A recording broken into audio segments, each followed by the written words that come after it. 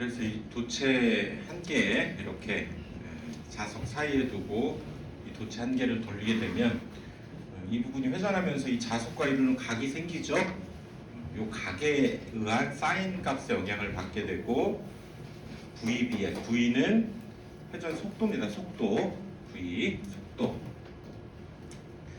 자, 이런 용어에 집중하셔야 돼요.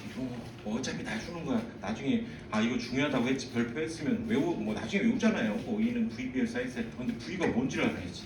B가 뭔지 알고 L이 뭔지 알고. 그래서 저걸 돌려주게 되면 원칙적으로 여기에서는 정류자를 만약에 두지 않았다면, 정류자가 없이 두지 않았다면 여기에서는 이런 교류 발전이 이루어지게 되는 거죠. 근데 여기 정류자를 아까 두게 되면 정류가 이루어지면서 그때 정류가 이루어지고 난 뒤에는 이런 방향이 만들어져요. 이렇게. 즉 한쪽 방향으로만 계속 플러스만 유지하는 거죠. 근데 이렇게 교류 발전은 플러스 마이너스 이렇게 정연파가 만들어지는 거고. 근데 아직은 지금 이 상황은 지금 정류기를 달지 않은 얘가 계속 회전하게 되면 이쪽에서 극수가 계속 바뀌겠죠. 그런 상황이고, 자 외워야 됩니다. E는 VBL 사인 세타. 도체 한 개의 유익이 전력 전압이라고 생각하면 된다고 그랬어요. 전압, 발생 전압. 그 다음에 이제 전기각이라고 그래서 우리 기하학적 각을 알파라고 하면 전기각을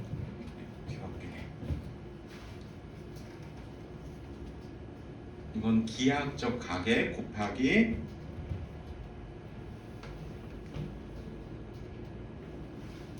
E분의 P가 뭐라고요? 극수. 자꾸 이런 거에 반복하시면서 이건 기하학적 각에 이렇게 됩니다. 그래서 만약에 이극을 이렇게 둔 상황에서 얘는 이극이죠. 2극, N극, S극. 1극이 아닙니다. 극이 두 개인 거예요. N극, S극. 그 다음에 이건 몇 극? 4극. 얘는 6극. 이런 식인 거죠. 그럴 때 여기에다 놓고 도체를 이렇게 한번 돌려봅니다. 각각 이 사이에다가 놓고 도체를 이렇게 돌려보는 거예요. 한번 돌리는 거죠. 2극짜리 다시 한번 돌려보면 얘는 한 바퀴 돌았을 때 비로소 자기 자리에 오는 거죠. 그래서 그 다음에 4극은 얘를 한 바퀴를 돌게 되면 N극, S극을 사실 두 번 거치는 거죠. 얘는 얘가 한 바퀴 돌 때 S극 거쳐서 N극 거쳐서 자기 자리로 오니까 한 번씩만 거치게 되는 거야. N극, S. 근데 얘는 S극, N극, S극, N극을 이렇게 오기 때문에 극을 여러 개 두게 되면 즉 한 바퀴 도는 건 원칙적으로 360도죠. 그런 각을 기하학적 각이다. 기하학이라고 하는 것은 이제 우리가 도형에 관련된 수학의 학문을 기하학이라고 하죠. 기하학.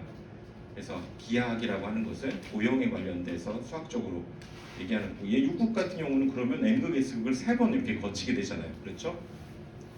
그래서 2극 같은 경우에는 이제 얘가 한 바퀴 도는 거 360도인데 실제로 한 바퀴를 돌아야 한 번 N극, S극을 거친 셈이 되고요. 얘는 사실상 4극인데 이거는 여기 오는 순간 2극이 두 번 거치게 되잖아요. 그러니까 360도에서 얘는 두 번 사실상 회전한 효과가 있다. 그 얘기죠. 6극은 얘 한 바퀴 돌면 한 번, 두 번, 세 번 회전한 효과와 같다. 이 말입니다. 발전할 때.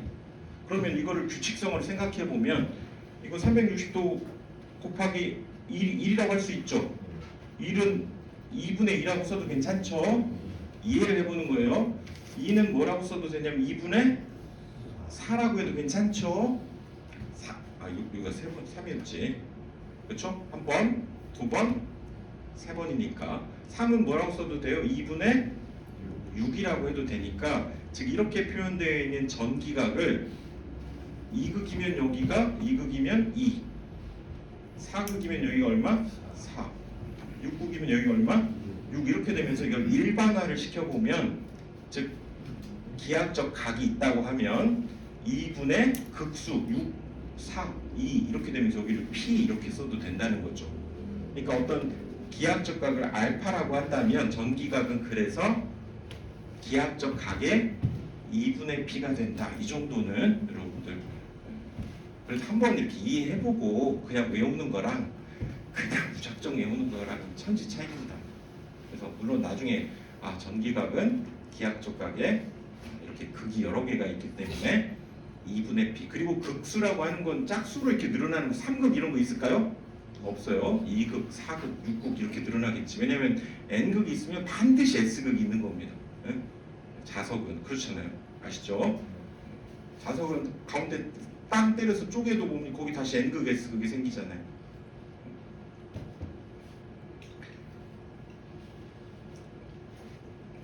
그 다음은 전기자 반작용이죠. 주제가 전기자 반작용입니다. 전기자 반작용.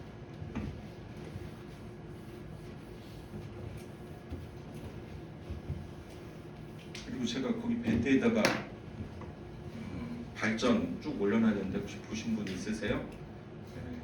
근데 이제 사실 단기간 시험 앞두고는 발전 파트는 이제 나중에 공부하다가 심심하면 뭐 그냥 재미로 한번 이렇게 쭉 보시고 한두 문제 나와요. 발전은. 그렇기 때문에 지금 만약에 내년 1회차를 목표로 해서 지금 뭐 처음 공부하거나 하시는 분들은 사실은 발전 나오면 그냥 찍는다, 이게 합리적이에요. 지금 입장에서는. 조금 여유가 있으신 분들은 당연히 내가 보면서 이해가 됐는데 나와서 맞으면 좋죠.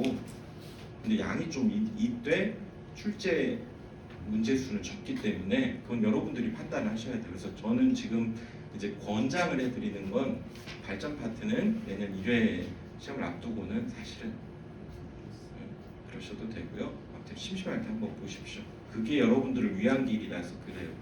그리고 자세히 설명을 해뒀습니다. 제가 막 그것도 애니메이션 몇 달, 한 2달 걸려서 그것도 다 만들었고 수력 발전, 뭐 원자력 발전, 화력 발전 다 있는데 그것도 한번 보시긴 하되 여러분들 공부 방법을 위해서 말씀드리고, 자 전기자 반작용은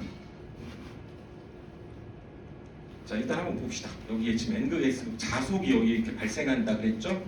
전기력선의 다발, 자속이 있다고 보자고요. 거기에 전기자를 이렇게 놓고 얘를 이제 회전을 시키는 거죠. 회전을 시키는 발전이 이루어지죠. 그래서 발전이 이루어지면 이쪽 브러쉬를 통해서 전류가 이렇게 흐르겠죠. 얘가 이렇게 이걸 갖다가 우리가 쓰는 겁니다. 부하를 여기다 달아가지고 뭐 전등을 밝힐 수도 있고 전동기를 돌릴 수도 있고. 자 그런데 만약 여기에 부하를 이렇게 발전이 지금 되고 있어요. 얘가 지금 막 발전이 되고 있어. 그럼 여기 기전력이 만들어졌죠. 자 220V가 만들어졌다고 칩시다. 여기에 부하를 안 걸 때를 이걸 뭐라고 불러요? 무부하라고 한다고 그러죠. 무부하. 무부하일 때는 여기가 통로가 없기 때문에 저기에서 발전이 이루어져서 기전력이 만들어졌어도 여기 전류 흘러요, 안 흘러요? 안 흐릅니다, 전류가.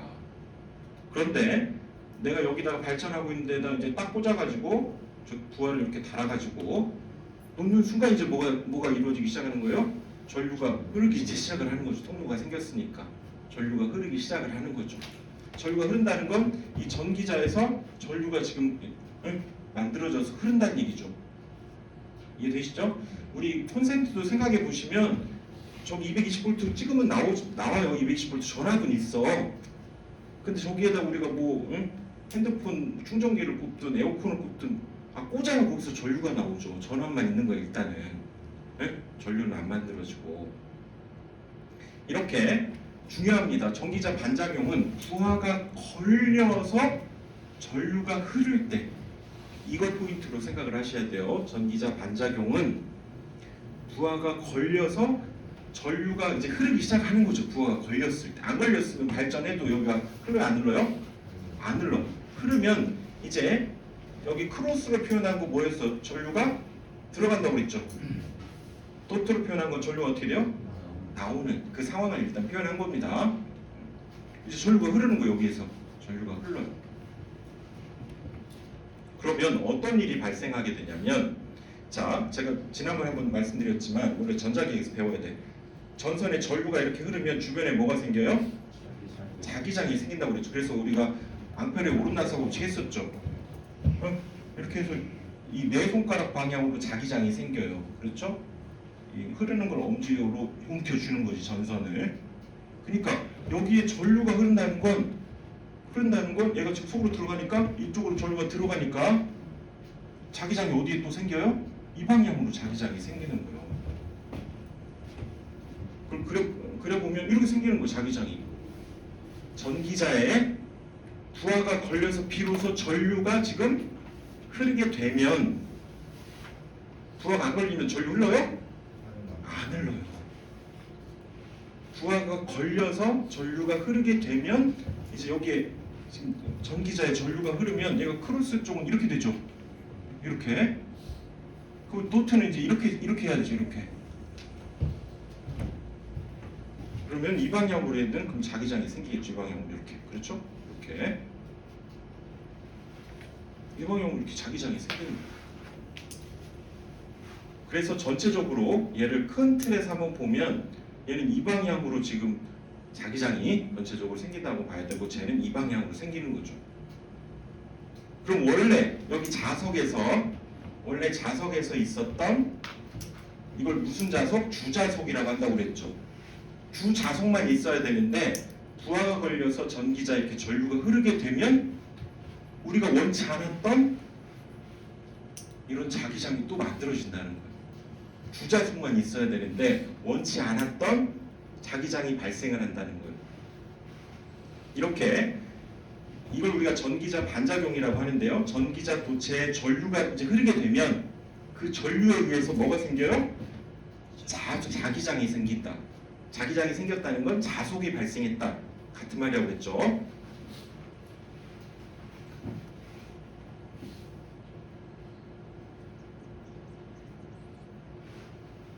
그래서 한번 봅시다. 이 주자속이 이렇게 얘가 휘어버리는 거예요. 얘가 원래는 전류가 얘가 전기자 속에 흐르지 않으면 그냥 일직선이었죠. 이렇게. 그것이 얘가 이 방향으로 그 다음에 이 방향으로 영향을 주니까 주자속이 얘는 짓눌러 버리고 얘는 이쪽으로 더 증가시켜 버리니까 얘가 이렇게 휘어버리는 거예요. 주자속이 이렇게.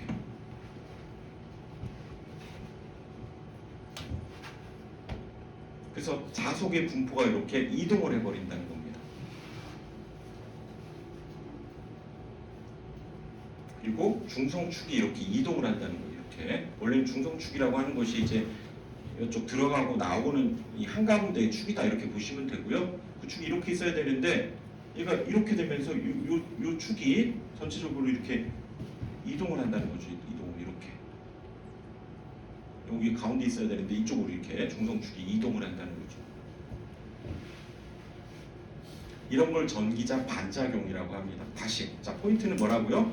부하가 걸렸을 때 비로소 전류가 흐르게 되고, 그 전류에 의해서 전류가 있으면 반드시 거기에 뭐가 생겨요? 자기장이 생겨. 그래서 주자속만 있어야 되는데 이런 전류의 흐름 때문에 자속이 발생하고 이 자속의 분포가 이동을 해버린다고 그렇죠. 그리고 중성축도 이렇게 있어야 되는데 이렇게 지금 지구도 이렇게 좀 우리가 자전할 때 축이 태양 공전 방향으로 23.5도가 이렇게 휘어지잖아요. 그런 것처럼 휘어서 이동한다. 이런 현상을 이제 반작용이라고 하는데, 그러면 어떤 결과가 만들어지느냐? 주자속, 원래 있던 이 자속에 의해서 생긴 자속이 주자속이죠. 걔가 당연히 얘가 이 영향 때문에 감소한다는 거. 그래서 감자작용이라고 합니다. 자속이 줄어든다. 그래서 간단히 감자작용이다 이렇게 얘기해요. 감자. 아, 자속이 주는구나. 줄어드네.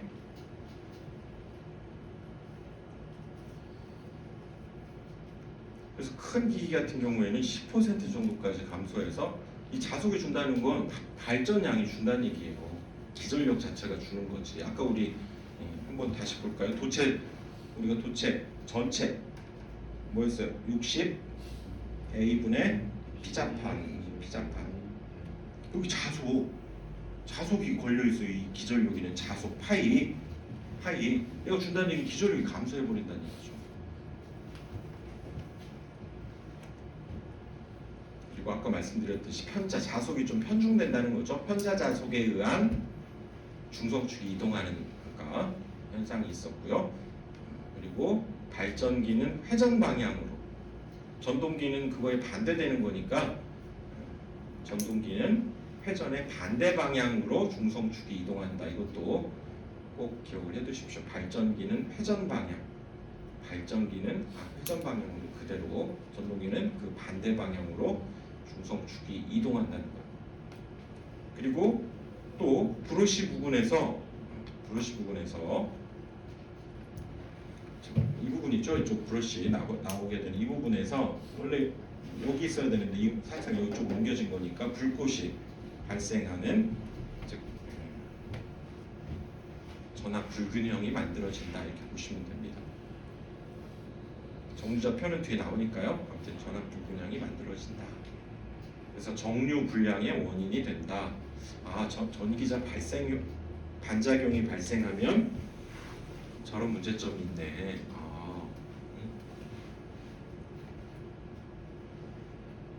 그렇다면 이 전기자 반작용이 안 좋은 거란 얘기잖아요. 그렇죠? 안 좋은 거니까 이거를 보면은 뭔가 대책을 세워야 되겠네. 방지 대책은 뭐냐? 저기 보시면 제가 그림으로 그렸는데, 여기 지금 계자죠. 계자에 이렇게 구멍을 뚫습니다. 구멍을 뚫어가지고 거기에 역시 이렇게 건선을 감아서 전류를, 얘가 크로스면 얘는 도트로 흐르게, 얘가 도트면 얘는 크로스로 반대로 흐르게 해버리자는 거죠. 응? 이걸 우리가 보상 건선이라고 합니다. 보상.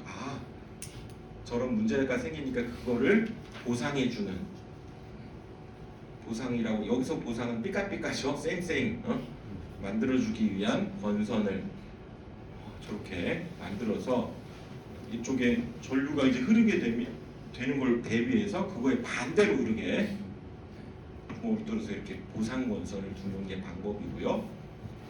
또 이런 자속의 어떤 문제가 있기 때문에, 이건 하나의 그냥 직관적으로 그린 겁니다.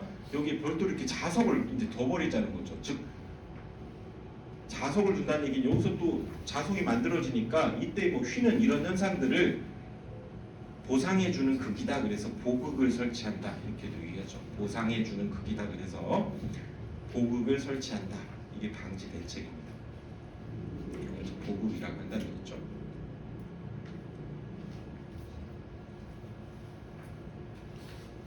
그러면 얘가 중성축이 원래대로 다시 돌아가고 주자석도 이제 원래대로 효과가 있다는 얘기죠. 그러니까 저런 문제점에 대비해서 보상건선과 보급을 두는구나. 자, 반작용도 잘 나옵니다. 반작용 이것도 잘 기억을 하셔야 돼요. 자, 일단 이해가 되셔야 돼요. 전기자에 전류가 흐르게 되면, 근데 언제 전류가 흘러요? 부하를 걸었을 때. 전류가 흐르면 거기에 반드시 자기장이 생겨. 그것 때문에 전기자 반작용이 만들어지고 주자속이 휘고 감자작용이 이루어지고 있었잖아요. 그런 것들을, 그러니까 이렇게 스토리를 담아서 느끼셔야 됩니다. 그래야 나중에 외우지 않아도 문제 보면 말 문제 이렇게 풀려요. 그게. 그리고 이렇게 같이 그림으로 봐야 또 이게 눈으로 같이 이해하면서 봐야 이해가 되고. 그래서 이거 제가 나름 심혈 기울여서 막 이런 애니메이션 돌리는 거 막 이런 거 막 만들고, 이거 제가 만든 거 다 진짜 이 전체 과정을 몇 년에 걸쳐서 진짜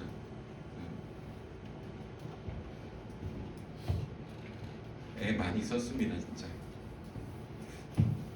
이런 그림들도 어디서 따다 쓰면은 요새는 이런 책 만들고 하면 저작권 이제 하도 심해가지고 일일이 그려야 돼, 일일이. 어디 따다 쓸 수가 없어요, 그림도.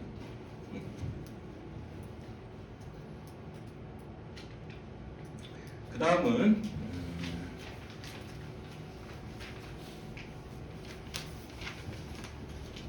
여기 뭐죠? 전기자 기자력, 전기자. 이건 시험에 잘 나오는 부분은 아닌데요. 이렇게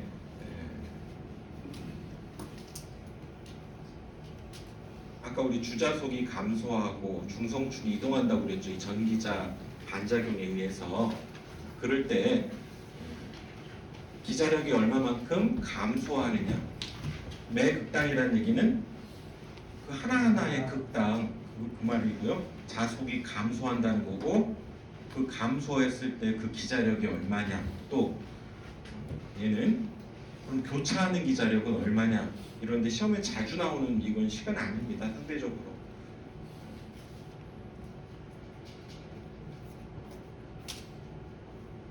그래서 여기서는 지금 교재를 보세요. 여기 Z는 도체수라고 그랬죠? 이 IA는 원래 전기자 A가 아마추어라고 그랬죠. 전기자가 아마추어. A를 따서 전기자의 그 전류를 의미하고 여기 A는 뭐였죠? 병렬 변호수, P는 극수 이랬죠. 그럴 때 아까 우리 중성축이 이동하면서 이때 원래 축과 얘와 이루는 각을 알파, 그다음에 여기 얘와 이루는 각을 베타 이렇게 잡을 때 이거라고 했는데 시험에 자주 나오는 편은 아니고요. 나온다면 이 공식을 묻는 문제가 나올 수는 있어요. 근데 그거는 기출문제 하시면서 해야 돼. 여기에서 뭐 이거 중요하다고 별표 하지 마시고 이거는 기출문제에서 이제 이게 나오게 그런 게 있었지라고 생각해서 그때 한번 외우면 좋고 이거는 안 외워지면 이런 거는 사실은 포기해야 돼. 왜냐하면 중요한 걸 외워야지.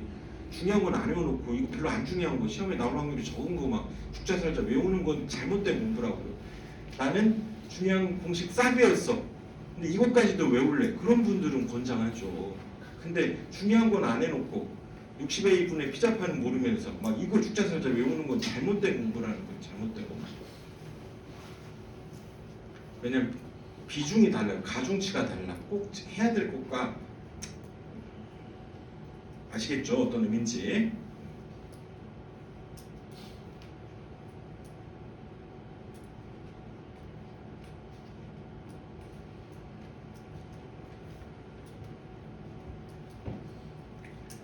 자, 정류라고 하는 것은 정류로 들어가 보는데요. 정류라고 하는 것은 AC를 DC로 바꾸는 거죠. AC가 뭡니까? AC가 교류. 영어로는 alternating current. 그래서 AC 뭐 영어까지 외우실 건 없고요. AC는 교류, DC는 direct current. 그래서 직류죠. 직류. AC가 교류, DC는 직류. 그래서 이 그림도 그냥 한번 보자는 거지. 이 그림을 막 그려서 이 그림을 나는 꼭 외워야 되겠다 이러지 절대 마시고.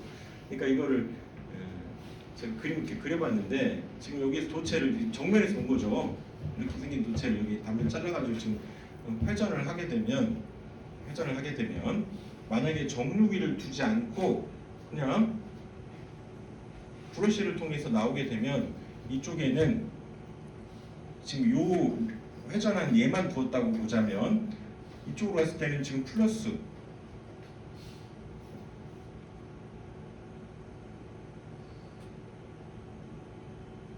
이건 따로 오니까 정류 파트를 지금 두지 않은 교류만 지금 만들어지는 겁니다. 교류만. 그런데 이게 정류죠. 이제 이렇게 정류자는 지금 이 도체 입장에서 보면 이 도체 입장 얘 보지 말고 이 도체 입장에서 보면 얘가 이쪽으로 가면 예를 들어서 N극, 얘 입장에서 보면 S극 이렇게 극이 바뀌니까 여기도 플러스 마이너스 원래 이렇게 돼야 돼요. 그런데 여기 이런 정류자를 거치게 되면 얘가 여기 올 때 플러스, 여기 마이너스, 여기 올 때 플러스니까 얘 입장에서 보면 계속 여기가 플러스로만 전달되고 얘 입장에서 보면 계속 이쪽에서는 마이너스만 아무튼 전달되는 이런 부분을 뒀을 때 비로소 파형이, 자 그림 중요하지 않다고 그랬어요. 그냥 느낌을 그냥 이해하시라고 둔 거고, 저런 정류기를 거쳐서 두게 되면 이쪽 부하 쪽에서의 전압 자체는 플러스 이렇게 되는 것이 즉 직류란 얘기죠. 한 방향으로만 계속 플러스가 나오는 거니까.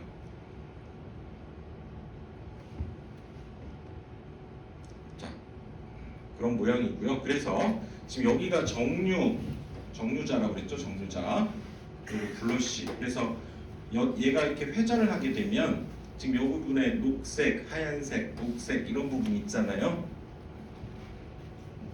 그 부분에 얘가 회전을 하면서 이쪽으로는 늘 플러스, 이쪽으로는 늘 마이너스 전달이 되도록 하는 이 부분을 정류자라고 하고, 얘는 브러쉬를 통해서 이제 밖으로 나가게 되는 거죠. 자, 여기서도 대략적인 것만 보셔야 됩니다. 그래서 얘가 이렇게 브러쉬를 더 확대를 한 거죠.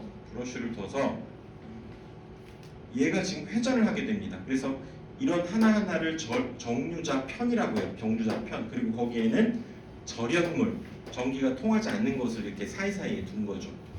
자, 그림 자체는 중요하지 않다고 그랬어요. 시험에 안 나와요.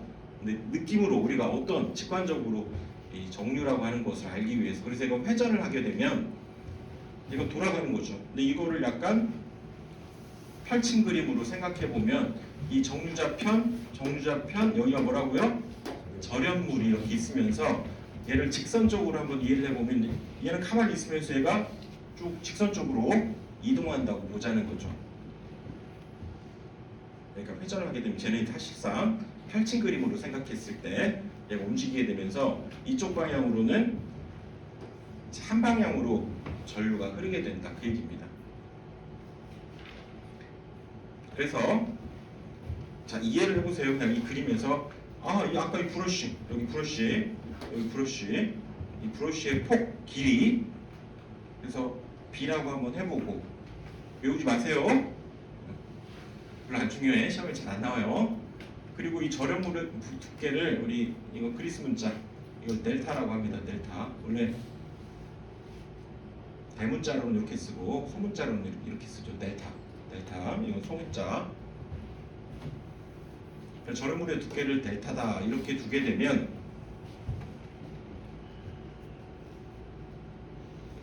제가 이동하면서 즉 정류 주기와 정류자 주변 속도라고 하는 이 공식이 만들어지는데 잘은 안 나온다고 그랬어요.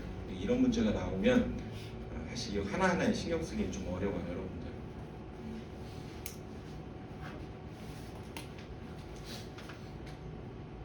자, 주기라고 하는 것은 일종의 시간입니다. 시간.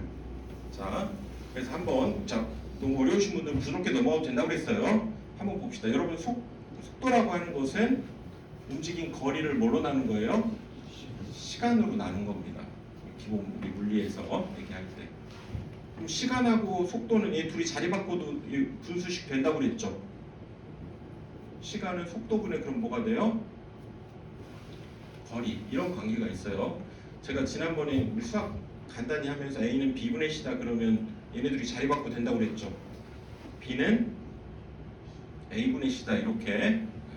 이것도 계산할 때 유용하니까 꼭 기억을 해두세요.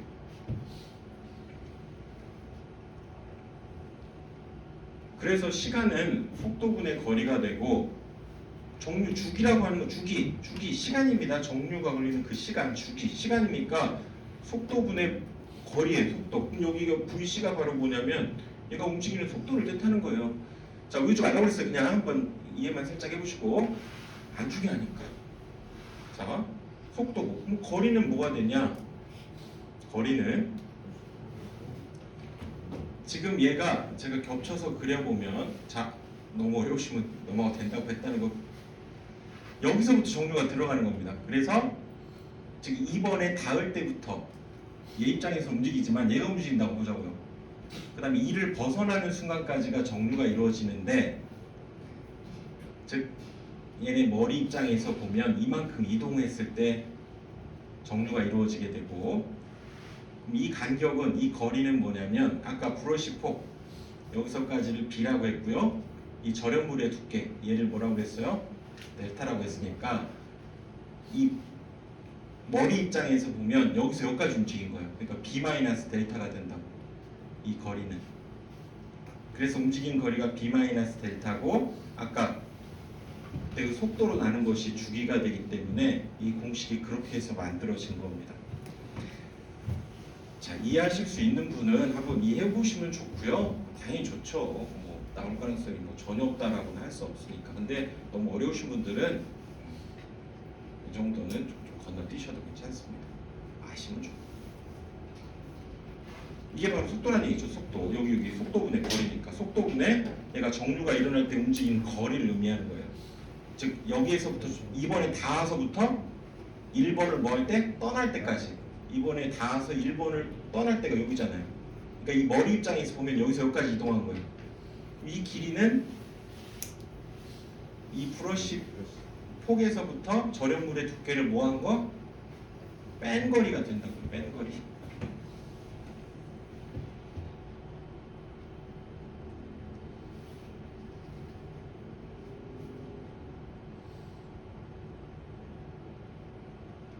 그리고 아까 우리 이 속도 아까 60분의 파이 dn 아까 이거 계산한 겁니다. 이거 아까.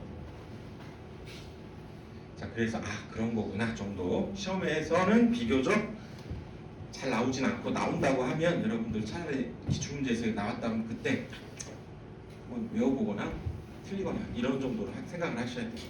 이런 것까지 했다가는 왜냐면 이런 건 뒤하고 크게 연관성이 없기 때문에 그래요. 단편적인 공식이니까. 근데 연관성이 막 있고 막 실계도 나오고 하면 제가 막 강조하잖아요. 그런 거는 막 국자에서 해야 되고 이런 거 그냥 단편적인 거 기출문제 풀면서 한번 생각해보면 좋고. 그리고 이제 여기가 이제 잘 나오는 건데, 자 지금 보면 브러쉬가 있고요. 얘가 회전하면서 이렇게 움직인다고 그랬죠? 움직일 때 거기에 이렇게 전기자의 코일이 이렇게 여기에 연결이 되어 있습니다. 그래서 여기에 흐르는 전류의 방향이 어떻게 되느냐가 지금 정류가 이루어지는 순간의 전류를 의미하는데, 자 이거 디테일하게 여러분 제가 다른 강의에서는 디테일하게 해둔 강의도 있습니다. 하지만 중요하지 않아요. 이 전기자 코일에 흐르는 전류가 여기 방향이 이쪽으로 흐르다가 점점 줄어서 나중에 이쪽으로 흐르게 되는데, 즉 이걸 기준축이라고 한다면 이쪽으로 흐르다가 점점 줄어서 반대 방향으로 이렇게 흐르게 되는, 이걸 우리가 정류가 일어날 때 전기자 코일의 전류다 이렇게 얘기합니다. 자, 아직은 제가 중요한 거 말씀드릴게요. 그래서 정류가 일어나는 건 어디에서 어디까지 일어나요? 여기서부터 시작해서 여기까지를 이제 정류가 일어나는 그 시간이다 이렇게 얘기한다는 거예요. 정류가 일어나는 시간이 이 전기자 코일 전류에 의해서 이쪽에 흐르다가 점점 줄어서 이제 이쪽으로 최종 흐를 때 그때를 의미하게 되고, 이게 바로 이상적인 정류가 이루어진 거다. 직선 정류가 이루어질 때가 이상적인 정류가 이루어졌다 이렇게 얘기한다는 겁니다.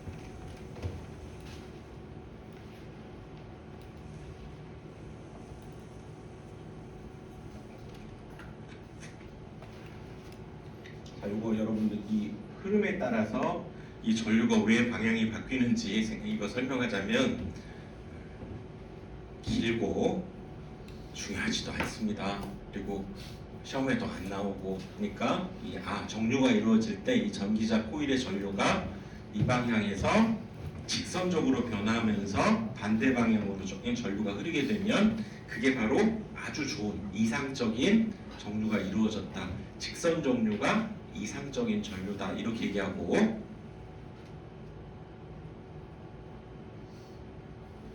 하지만 이렇게 정류가 일어날 수도 있다는 거죠.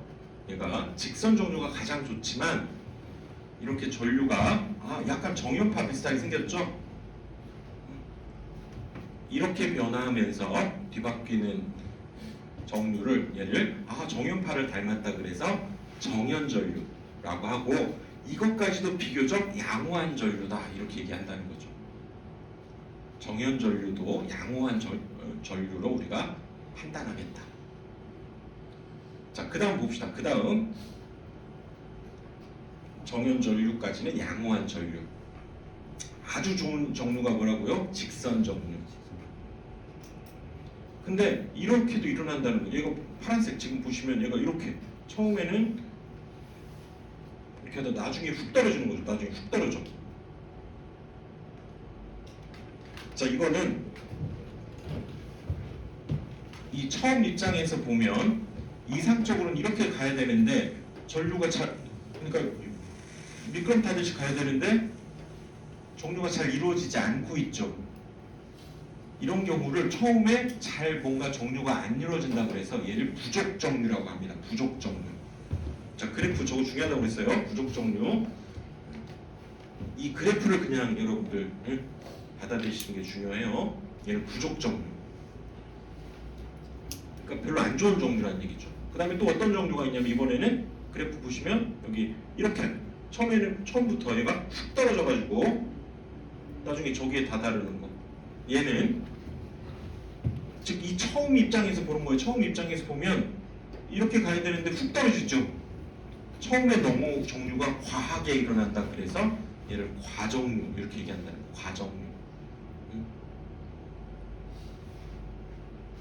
자, 시험을 잘 한다고 그랬어요. 그냥 직선 정류가 이상적인 전류, 정류, 정연 전류는 비교적 양호한 전류. 저 정도는 양호하다. 하지만 자, 끝을 기준으로 하지 않아요. 처음을 기준으로 해서 얘가 이렇게 떨어질 때 뭐예요? 처음에 정류가 잘 일어나요? 안 일어나는 거지. 처음에 정류가. 그러니까 뭐야? 부족 정류. 얘는 뭡니까? 처음에 너무 심하게 떨어져. 갑자기 처음부터. 이걸 뭐라고 해요? 과하게 떨어진다고 해서 과정류. 이렇게. 그래프.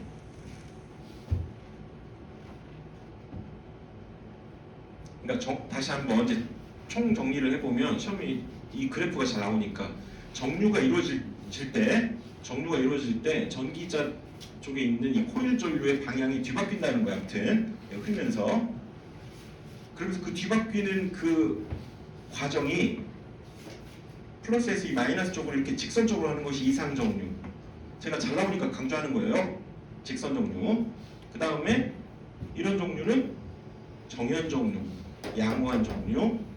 그 다음에 얘는 처음에 잘 일어나요? 잘 안 일어나죠. 뭔가 처음에 부족 정류. 뭔가 부족해. 얘는 처음에 너무 과해. 너무 막 정류가 푹 떨어져. 과정류. 이렇게 처음을 기준으로 이렇게 이름을 붙인 거란 얘기예요.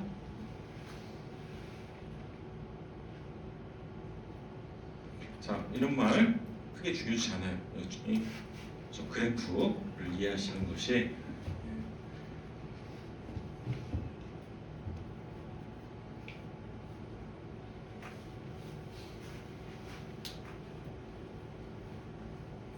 그래서 정류를 이상적으로 저렇게 하거나 아니면 정연 정류 이렇게 양호한 정류 정도를 만들려면 부족 정류라든가 과정류가 일어나지 않아야 되겠죠. 응? 그럼 그 대책이 뭐냐?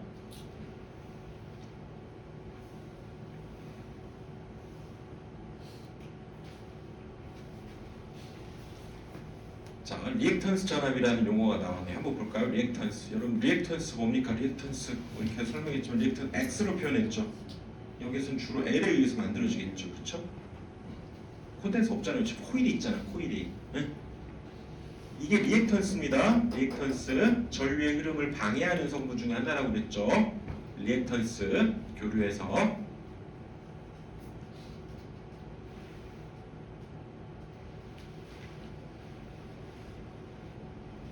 회로이론이나 원래 전자기학에서 나오지만 패러데이 렌츠에 의해서 원래 기전력 자체는 마이너스 L didt 또는 아직은 이거 안 배우셨죠? N의 d 파이 dt. 그래서 원래 이것이 패러데이 법칙, 이 마이너스가 렌츠의 법칙. 이거 기능사 하신 분들은 아마 보신 적 있을 거예요. 대부분 아실 거라고 보고, 이게 패러데이 법칙, 이게 렌츠의 법칙. 그래서 이걸 합해서 패러데이 렌츠라고 하는데, 그걸 이렇게도 표현해요. 인덕턴스와 전류의 변화. 자, 여기 이거 하나 여러분들 수학적으로 설명하고 가겠습니다. 왜냐하면 이거는 다른 거하고도 계속 파급이 있으니까 한번 이해해 보려고 이건 노력해 보세요. 여기에서 우리 예를 들어서 DIDT다 이 말의 의미는 뭐냐면 I를 T에 관해서 미분했다는 겁니다. 미분. I를 T에 관해서 전류를 시간에 관해서 미분했다는 거고 미분은 뭐냐? 미분은 전류가 시간에 따라서 얼마만큼 얘가 변화하는지 간단히 얘기하자면 전류가 시간에 따라서 얼마만큼 이건 미분이라고 그랬죠. 미분 기호고 이해해보세요. 그럼 다른 거하고 파급이 많이 있기 때문에 제가 미분을 뭐 하겠다는 게 아니야. 이 식의 의미라도 여러분 좀 알자 그 얘기예요. DIDT는 전류를 시간에 따라서 미분했다는 거고 그러면 전류의 시간에 따른 뭐예요? 변화예요. 전류가 시간에 따라서 얼마만큼 변화하고 있는지를 표현한 거예요. 자, DIDT는 전류가 시간에 따라서 변화하는 거고 dPdT는 뭐예요? 그러면 자속이 시간에 따라서 얼마만큼 변화하는지를 나타내는 값이에요. 미분은 변화율입니다. 얼마만큼 변화하고 있는지. 자, 제가 시속 100km로 꾸준하게 아주 달리고 있어요. 등속 운동이라고 하죠. 그걸 속도가 변해 안 변해요? 안 변해요. 그러면 이 속도를 시간에 따라서 미분하면 어떻게 될까요? 안 변하니까 0이겠죠. 등속 운동을 할 때는 안 변하면 0이야. 안 변하면 미분이라고 하는 건 변화하는 거를 표현한 겁니다. 자, 이때 이 기전력이라고 하는 것은 이렇게 코일을 감아서 자 한번 볼까요? 여기에 전류를 흘려주게 되면 뭐가 생겨요? 자속이 생겨요. 자속이 생겨. 그쵸? 자기장이 생겨. 그쵸? 자기장이 생겨요. 전류를 흘려주면 자기장이 생겨. 즉 자속이 생겨. 하지만 발전이 이루어지는 거는 언제 이루어지냐면 전류를 뭐 해야 돼요? 아니 이 자속이 변화하려면 전류가 변해야 돼요. 또는 가만히 이렇게 놔둔 상태에서 역으로 여기다가 이렇게 자석 N극, S극을 둬서 얘를 넣었다 빼는 거예요. 코일 속에다가 넣어서 가만히 있으면 발전이 돼요? 안 돼요. 코일에서 넣었다 빼 운동을 해야 돼요. 원동기로 그래서 돌리는 겁니다. 발전하기 위해서는 얘를 반드시 움직여야 돼요. 움직이면 이 코일 속에 들어가는 자속이 변화할까요? 변화하지 않을까요? 변화하죠. 그러니까 움직인다는 얘기는 변해, 자속이. 즉 자속이 변화해야만 발전이 이루어져요. 그래서 패러데이 렌츠가 얘기한 것이 자속이 변할 때 얘를 몇 번 감았느냐에 따라서 이건 권수입니다. 권수. 그래서 발전이 이루어져서 기전력이 만들어진다라고 하는 것이 패러데이 렌츠의 법칙이에요.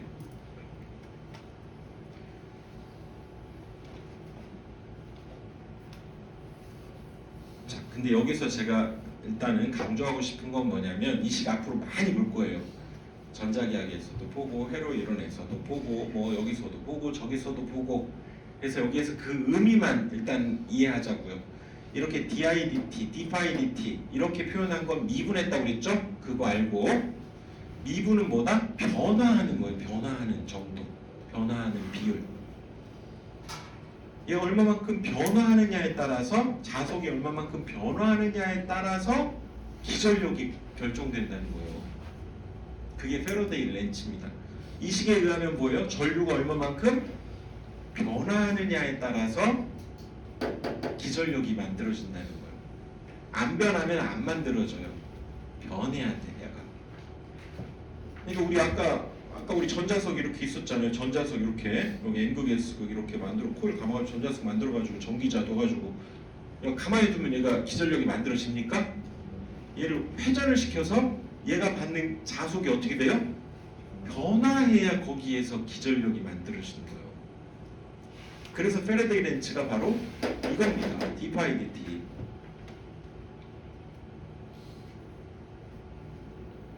그래서 원래는 전자기학 회로 이론에서 이걸 사실은 배우고 시작을 했어야 맞아. 왜냐면 이 전력공학이나 전기기기는 조금 응용 파트라고 할 수 있으니까 전자기학과 회로 이론이 좀 어떻게 보면 순수 기본 과목이라고 한다면.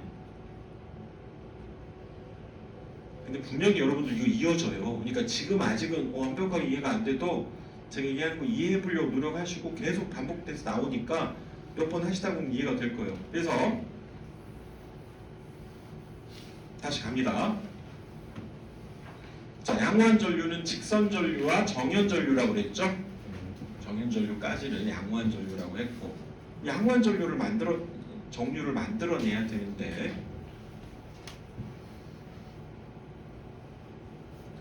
리액턴스 전압을 작게 하자는 거죠. 방금 제가 설명했죠. 패러데이 렌츠에 의해서 식이 원래 마이너스 L dIdt도 있고 또 뭐 또 있어요? 같은 식으로 마이너스 N d 파이 dt도 있어요. 이거는 자, 이해해 봅시다. 이게 뭐라고요? 전류의 시간에 따른 변화율. 얘는 자속의 시간에 따른 변화율. 자속이 시간에 따라서 얼마만큼 변화하는지. 그때는 여기 n이 붙어요. 권수 몇 번 감았느냐. i가 있을 때는 인덕턴스인 L이 붙어요. 즉 여기에 이 L이 만약에 있다라고 하는 것은 이 패러데이 렌츠에 의해서 이런 전압이 만들어진다는 거예요. 전압이. 왜냐하면 전류는 어차피 변하니까, 지금 변하고 있으니까. 이걸 우리가 리액턴스 전압이다 이렇게 얘기하고, 자, 이거 너무 어려우신 분들은 그냥 부드럽게 넘어가도 돼요.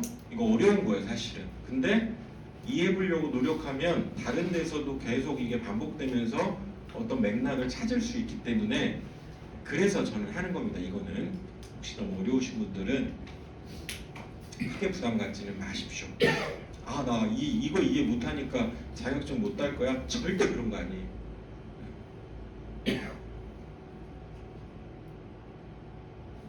그래서 이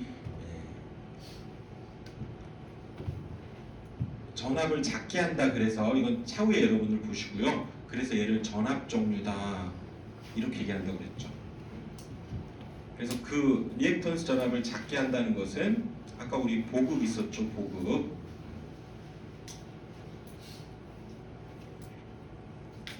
보급이 뭐였습니까? 우리 전기자 반작용을 줄이기 위해서 별도로 자석을 두는 거라고 그랬죠. 별도로 자석을 둡니다.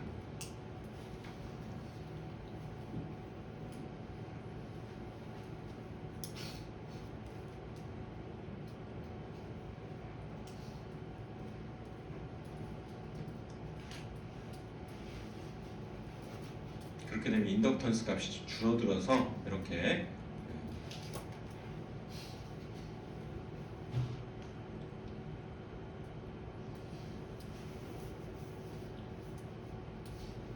이것도 좀 어려울 수 있는데요. 자, 이것도 부드럽게 합시다. 이거는 전류가 얼마만큼 시간에 따라서 변하느냐 그랬으니까 여기 IC에서 마이너스 IC로 이렇게 변한다는 건 2IC만큼 변한 거예요.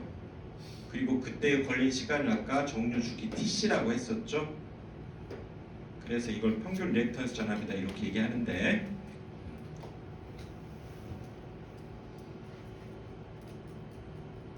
즉 L을 줄여야 된다는 거죠. L을 줄여야 이런 리액턴스 전압이 얘가 줄어든다. 그래서 아까 우리 L을 줄이는 방법으로 단절권, 분포권이 있었어요. 단절권, 분포권. 응? 단절권과 분포권을 쓰게 되면 L을 줄이게 됩니다.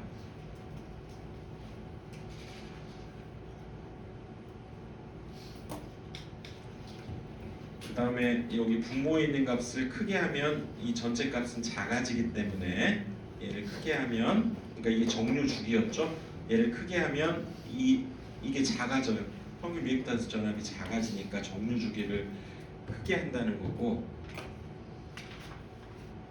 그 다음에 접촉 저항, 아까 우리 탄소질 브러쉬 쓸 때 접촉 저항이 크게 되면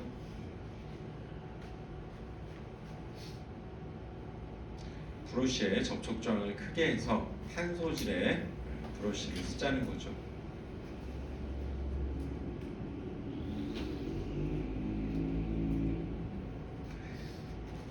자, 이 양호한 정류 대책은 사실 상당히 처음부터 완벽하게 이해하시기 좀 어려운 부분이 있습니다. 이 부분이 왜냐하면 기본적인 이런 내용들을 조금 이해를 하셔야 되는데 차후에 또 전자기학이나 회로이론 하고 나셔서 또 한번 확인 한번 해보시고요.